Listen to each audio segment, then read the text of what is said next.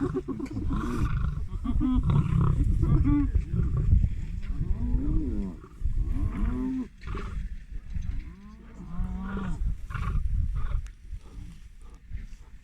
going to scent mark now to try and intimidate the hyenas.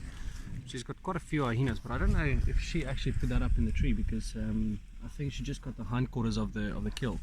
Because you can see she's full of blood, but a hyena's also got blood. But a lion won't put the kill up in a tree there. That is not lion behavior. But she can climb to get it.